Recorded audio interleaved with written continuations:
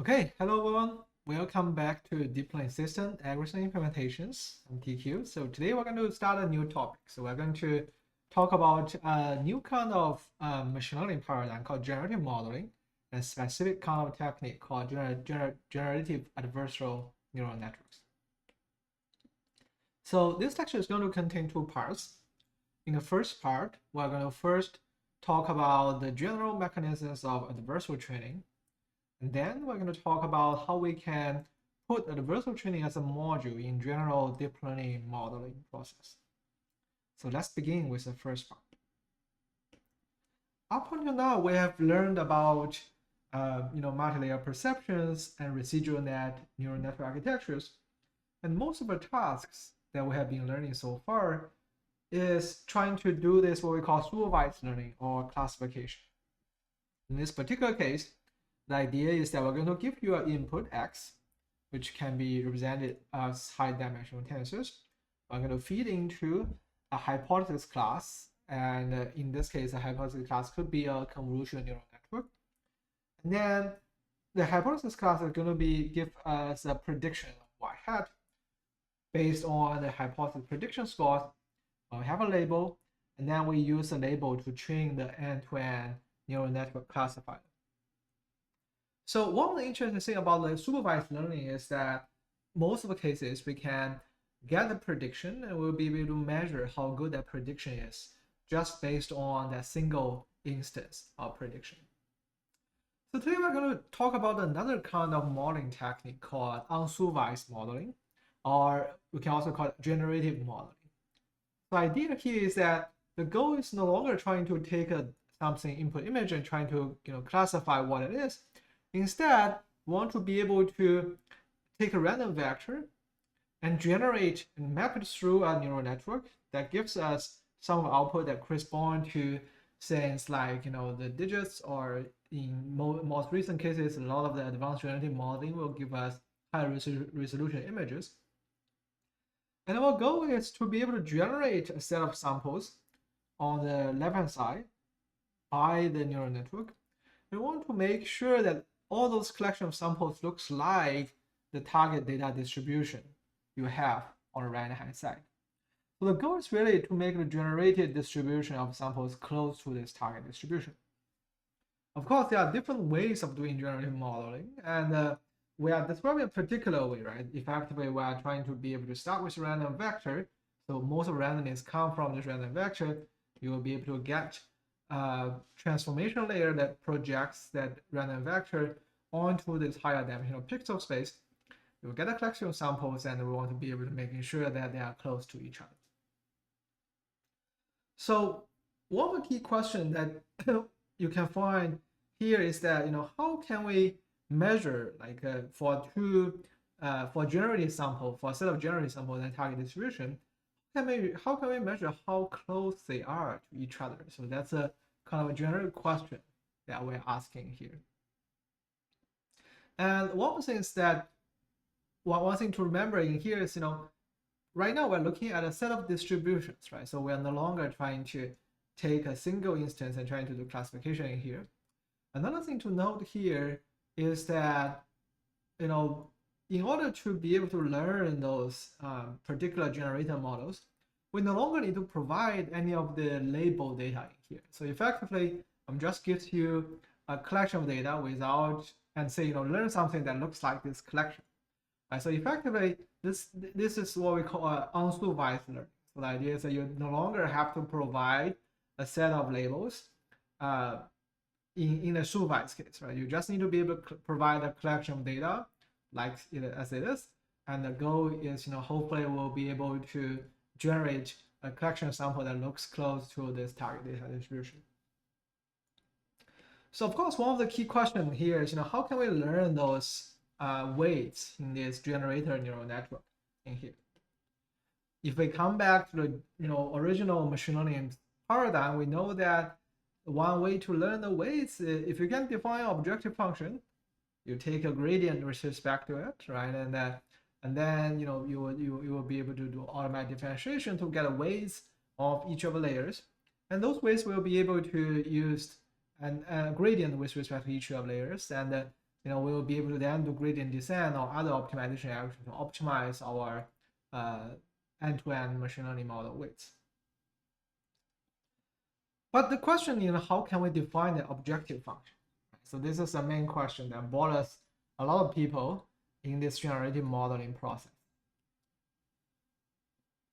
Of course, unlike the supervised settings, the goal is less obvious. We want to be able to define distance between a generated real data set and generated data set and real data set, and use that to drive the training. Of course, in text, we know what we really want. We want to make sure that generative sample looks real. But how can we define such a distance? I'm going to pause a bit and let everybody start to think about the possibilities of distribution definition. If you think a bit, you know that there are several counter possibilities. For example, one of the simple measures we can take the mean of all the data points, right, and making sure that the mean matches each other.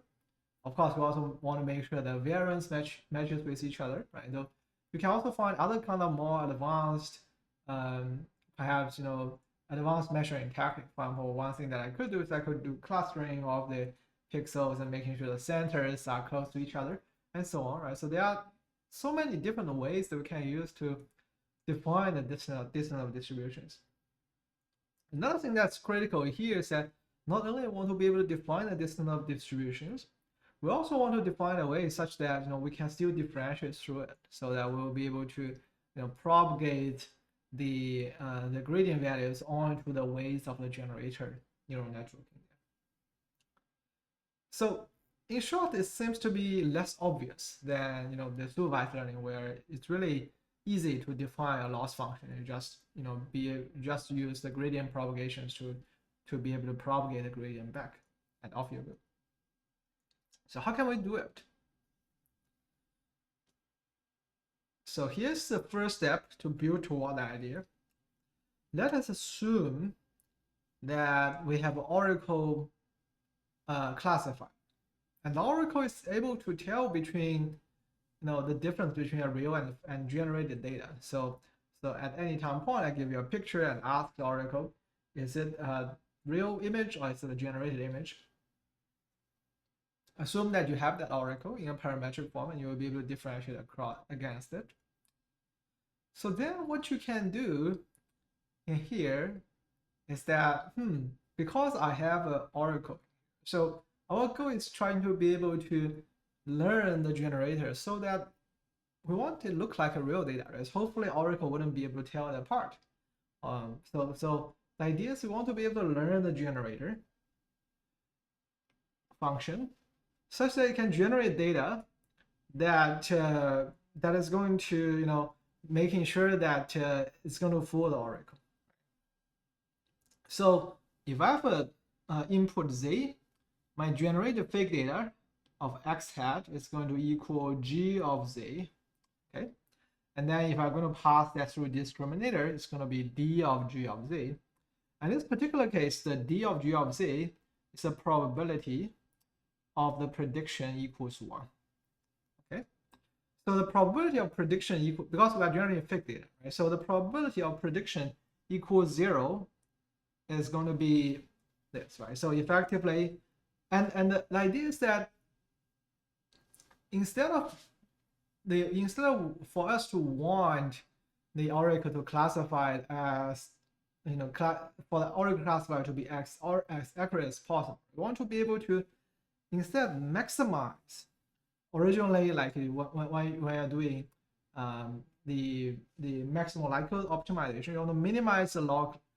You want to minimize the negative log likelihood. You want to maximize log likelihood of our distribution.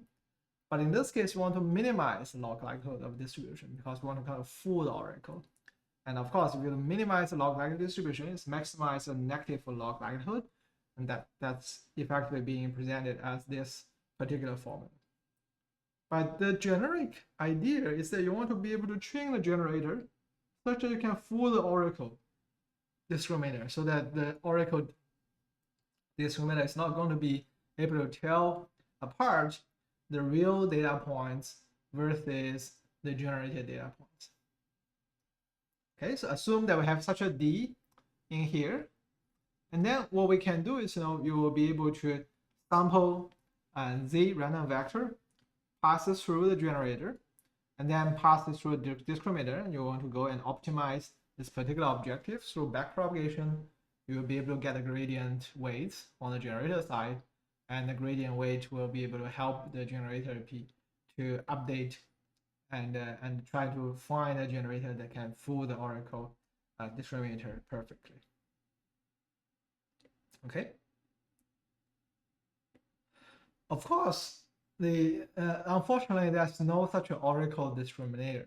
So instead, what we want to do, the idea here is, of course, there's no such an oracle discriminator. But what we can try to do is we can try to learn the discriminator distribution using a neural network. So instead, let's try to parameterize the discriminator using a neural network as well. And of course, you want to make it as smart as possible. How can you make the discriminator neural network as smart as possible in this case?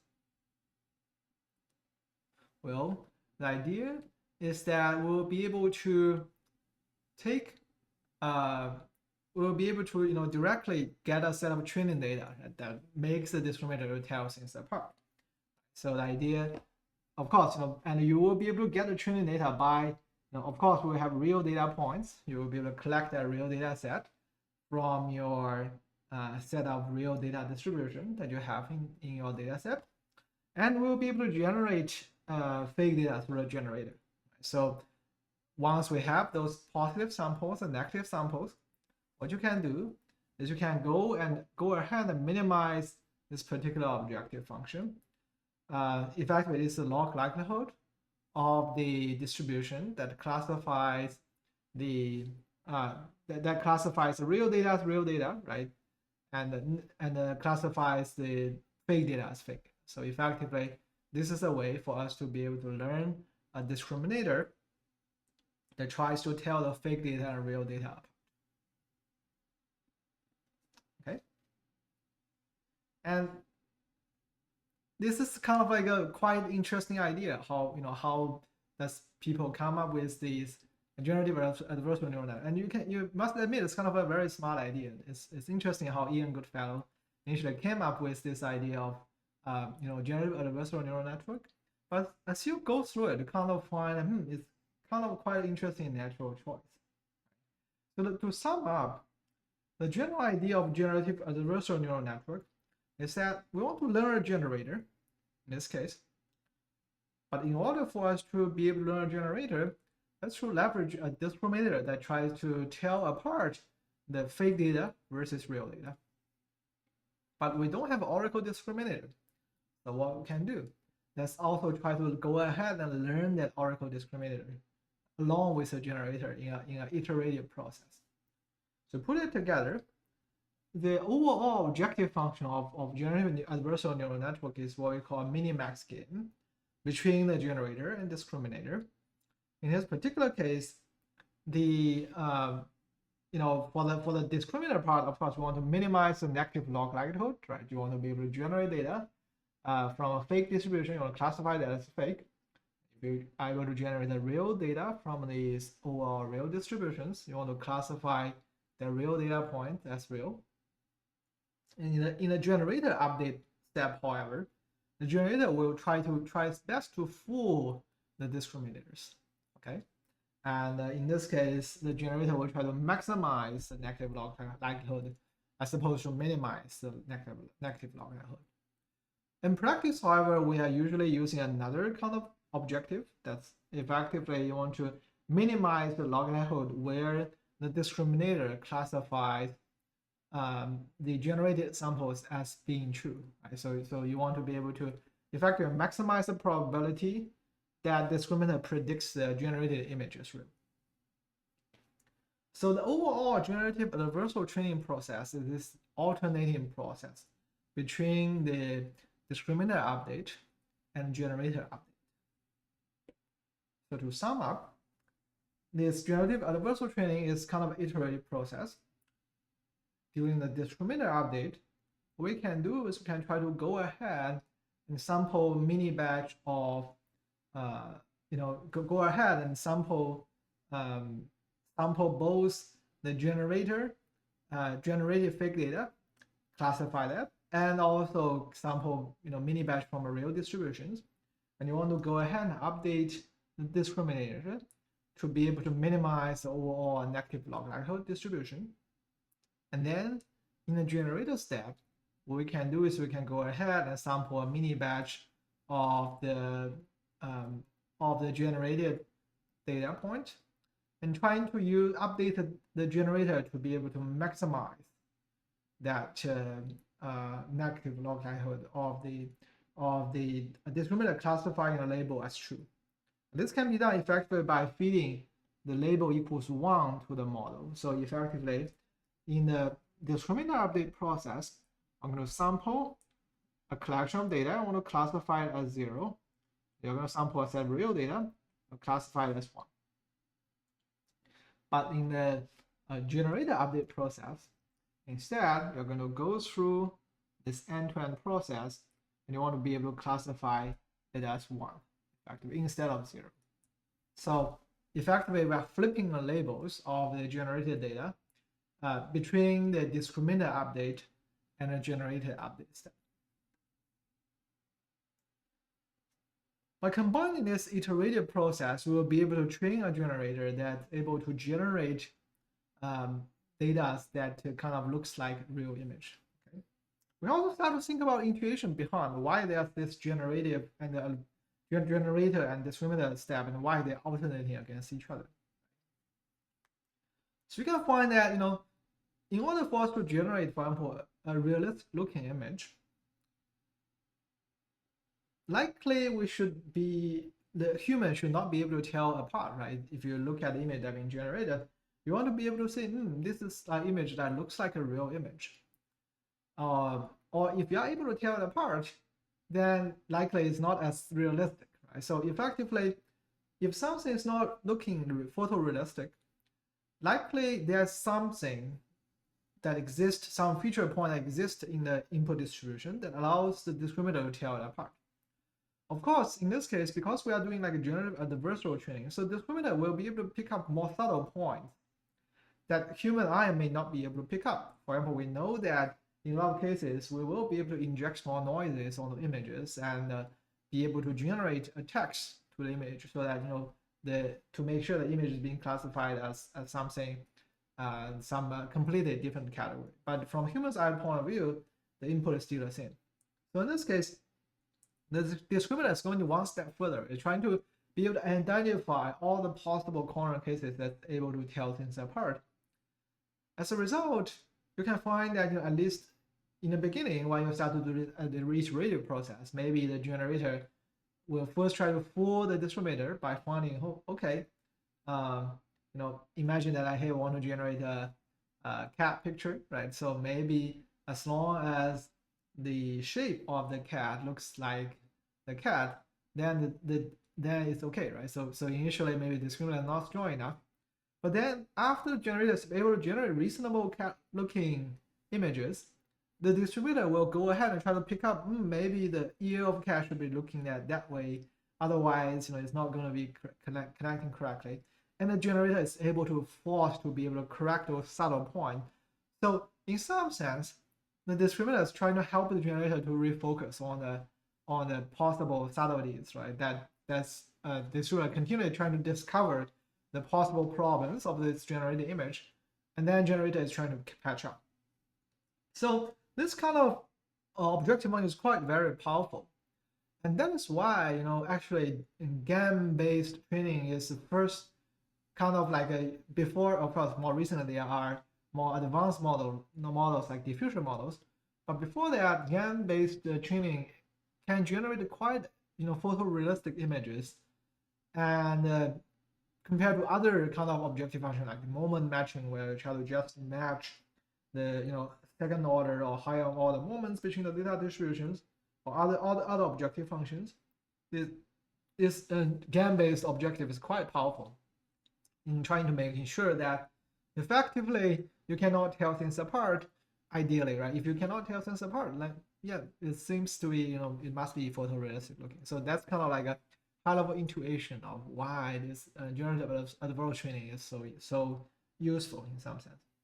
On the other hand, we also want to notice, because it's an iterative process and it's trying to play a minimax game, its convergence it's really hard for the model to converge. So effectively, we are continually doing this iterative process. So the GAN training itself will require quite a bit of tuning, and there are a lot of works on how we can making sure that training to stabilize the overall training process. Okay, so that's the first part. We talk about the general idea of effectively we get a tool, right? We get a tool to be able to help us to generate a set of distribution that looks like the target data distribution that is specified by a data set. So on the second part, let's start to think about how we can leverage this generative adversarial training as a module that composes with other deep learning modules. So one thing I want to note is that deep learning itself is modular in nature. Right? When we draw out this multi-layer residual neural network in here, we know that each of the residual block is going to, you can expand each of the residual block onto this more detailed form, and each of a linear block can be expanded into on this more detailed form. The modular nature of deep learning contributes a lot to the success of deep learning. It is because, for example, when we invented convolutional neural networks for classification, and in other cases, if you want to say, I want to change this classification onto, say, object detection loss, all you need to do is you can swap out the software max entropy loss, which is for classifications, and maybe you want to add something like SSD detection loss or other loss that measures the accurate bounding boxes. And we could reuse all the previous components, so that, for example, when you invent a residual net or when you build a mobile net, you no longer have to worry about how do you do mobile net detection, because the mobile net only contains the main backbone of doing the transforming input image onto the hypothesis space. We could reuse any of the loss function that follows. And this modular nature means that a lot of the machine learning can be like Lego bricks that you can compose together. And such Lego bricks allows you to be able to build all kinds of applications organically. So that is why it's so powerful, and because you can modularize it. Since we learned about generative adversarial training, one of the natural questions that I want to ask is, can we also modularize this generative adversarial training problem? So effectively, if you look at the GANs, you can find that it seems to be a tool that helps us to be able to take something, generate a set of data points. You want to be able to use that to measure the distance, right? Conceptually, you will be able to use it a way to measure the distance between your generated data distribution to a collection of real data points that you're looking at. So effectively, how can we modularize this GAN loss function, or this is generative adversarial training? So there are different ways that we can do it. I'm going to present one of the ways. So one way to look at the generative adversarial training is we could look at it as kind of like a loss function. Okay. So the idea is that we'll have a generator in here, and we'll be able to use generator to run through multiple times. Maybe you want to run it through a single mini batch. So you will get a collection of generated data. Of course, we will be able to also sample from a collection of real data here. Right. So if we have this generated data points and the real data points, what we can do is we can try to present the generated adversarial training like some kind of like a loss function. Of course, this is not exactly a loss function, because every time you also need to run the discriminator update, right? To always update the discriminator to keep it up to date. But in order to build it in code and try to compose it together, we could leverage this property and try to build GANs like a module that allows you to be able to measure a distance between a collection of generated data and collection of real data. Okay. Another thing that we can use to compose generative adversarial analysis, of course, how can we do this um, uh, input mapping onto the output space? Right? There are different ways we can do it. One of the common way that people do it for image generation is people use this architecture called convolutional generative adversarial neural network, or DCGAN. The idea is that you want to be able to take your input image. Of course, your input vector is going to be not very big, right? It's going to be like of length 128 and so on, and you can try to map it onto what we call spatial space. The initial spatial space can be smaller, right? But you want to be able to map it to be bigger and bigger images. Of course, your discriminator is going to be a convolutional neural network as normal. So the deep convolutional generative adversarial neural network, or DCGAN, leverage a unit called conv2D transpose. So it's also sometimes called deconvolution. So it's effectively a reverse operation of a convolution. As a matter of fact, you will be able to implement the conv2D transpose as like a dilation plus convolution. So it's kind of like you can view it as a one way of convolution, effectively. That allows you to take effectively take a smaller input, and you want to be able to dilate and map it onto a bigger set of spatial output. So usually the DCGAN will contain several layers of this that allows you to do conv2D transpose to map to a bigger output image, and eventually generate a bigger fake image. Okay, so that is another component, and you will be able to combine this convolution or deconvolution neural network with the generative adversarial training module that measures the distance between two distributions. And regardless of whether or not your generator is the linear neural network versus multilayer convolution neural network, you will be able to use the same mechanism. You can do backpropagation through your generator loss function effectively, and then use that to update the weight of a generator. So one question that you might have in mind is, why are we talking about this modularization? We have talked about GAN training, that's good, but how can this modularization help?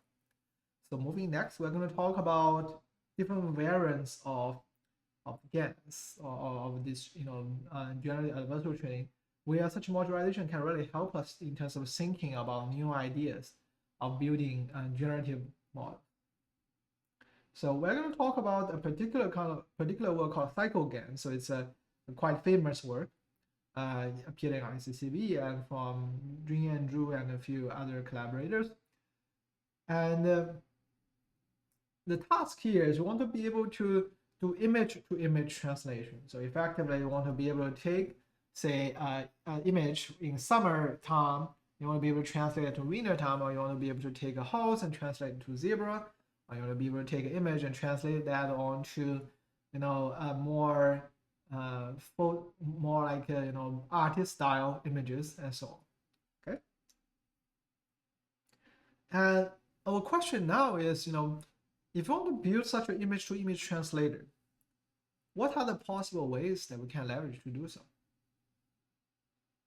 We have learned about several ways so far, right? So the first way that one can simply come up with is, let's try to get pairs of those images. For every, summer image, maybe I want to take a picture in the winter, so we'll get each pairs. And then what we can do is we can try to learn, your input will go through a translator, and you're going to get output, and you get those X or Y pairs, right? And you can use those pairs to train such translator module. And it is possible for certain cases, if you want to train something like a sketch onto a full image, right? So this is like if you had a sketch, and it's possible because there might be ways for us to be able to start from a real image and try to generate a sketch. And then when we have the sketch, and then you will be able to try to run a predictor that goes backward, right? So this is what we call paired bidirectional translator, and you want to be able to learn that from those pair data. And this mechanism called supervised learning. However, one of the things that we know that it's really hard to be able to get such kind of paired data. And so in this case, if for the sketches, it might be okay because we will be able to try to find an algorithm that starts from these photos, and you want to be able to strip them down onto those skeletons on sketches. But in other cases, it's really hard to get such kind of parallel corpuses. Okay. So of course, one would ask, yes, it's really hard to get those paired data, but we'll be able to get a collection of unpaired data. Right? Maybe we'll be able to get a collection of horse and collection of zebra and so on. Can we try to use those unpaired data to build a bidirectional translator? Okay. But how can we do that? This is where kind of like, modularizing the overall loss training process is becoming helpful. And let's just start to think, right? What kind of like objective we can use if we only have unpaired data. Say you have a collection of data that is like a collection of horses, right? Or say we have a collection of horses, or we have a collection of real photos. What we want to do is we want to be able to take input X, build an input X to Y translator. Let's say it's G, right? And we can model G using like a convolutional neural network or other form of models. For each of the X, we'll be able to get a Y hat in here. Right? Remember that, what can we do? If we're going to take a collection of photos, I'm trying to map that onto, say, a MoNet style neural artist style pictures. Of course, we want to be, although we don't know exactly, right, each of the Y hat corresponds to a particular Y. But of course, one of the things we want is we want this generated collection of Y to look close to a collection of real MoNet images. Right? So effectively, you want to be able to build a GAN loss that tries to reduce the distributions of the generated, the translated image versus a real MoNet. You can find that if you have a GAN loss in here that measures and reduces the distance, it's really helpful for us to do that. Similarly, of course, besides we want to be able to build a translator from X to Y, we can also build a similar translator from Y to X. So effectively, you want to translate something back. The backward translator will be able to get you a collection of data points, X hat. And our goal is for the X hat and X to look close to each other. Right? So you can build another GAN effectively here that makes sure that X hat and X getting close to each other. See, you can find that these are like two very smart uses of this overall GAN loss that tries to be able to reduce the distance of distribution. So you can find that effectively be able to, if we have this tool, this modularized tool to try to measure the distance of two distributions and reduce them, you'll be able to use it and plug it back onto this kind of unpaired image-to-image translation task. Of course, these two mappings is not sufficient. So besides these two directional mappings, we also want to have a cycle consistency mapping. The idea is that if I start from something in the X domain, I'm going to map that onto the original Y domains. I'm going to map it back, getting the X hat. Of course, we want this kind of a cycle map back data points to get close to original one. So effectively, we can get L1 distance measure in here. Okay, so this is what we call a cycle consistency loss. That allows us to map things over, you map it back. You want making sure that these two things are close to each other. So we'll put it together. You can find that this particular overall training process contains 3 objectives. Right? So actually, if you count the other cycle consistency where you take image from Y and map it back, it's like actually 4 objectives together. Right? So you want to be able to map things from X to Y such that it looks like an original Y. You also want to be able to map things from Y back to X so that looks like an original X. And in those two cases, we are using the GAN loss or GAN module to be able to reduce the overall distance between the translated distribution to the real data point. And finally, we want to be able to have a cycle consistency map that allows us to map things forward and back, so that maps back to the original input.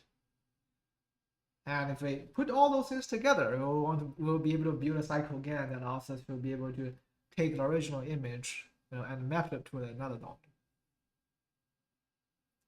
If we pause a bit and think about, it's kind of a bit of real composition, right? It composes almost 4 components together.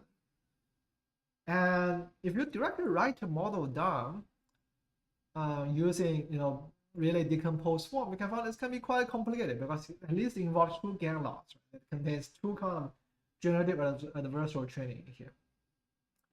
But on the other hand, because we'll be able to modularize this GAN part in a more like a loss function style, we'll be able to draw it in a single slide, and we'll be able to actually write down the updates effectively if you're able to model the GAN part as more like a loss function style module. And that's kind of a magic of the why deep learning is becoming so successful. And that is also why GAN is becoming so widely used, is because this particular idea of the GAN loss or the generative adversarial training can be composed well with any of the convolution version of a neural network and other neural networks.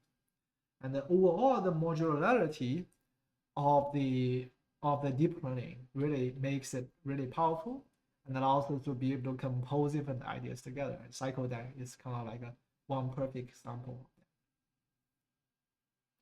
If you're more interested, you should go and take a look at more results. There are more results on the paper, and I believe there are also quite a lot of follow-ups on effectively be able to take your input and be able to do translations and so on. More recently, there are more advanced models, of course, like there's diffusion style models that allows you to generate more powerful images. But still, this kind of idea of modularization and the generative adversarial training is a very important result through the course of development in deep learning. Okay, so in the end, I would like everybody to come back and think about what are the other possible ways for us to be able to compose a GAN module together with other deep learning components. Pause a bit, use it as an exercise, and hopefully we'll be able to build more interesting deep learning modules together and be able to compose them to form a powerful learning pipeline. Okay, that's the end of today's lecture. Thanks everybody for coming, and I will see you in the next lecture.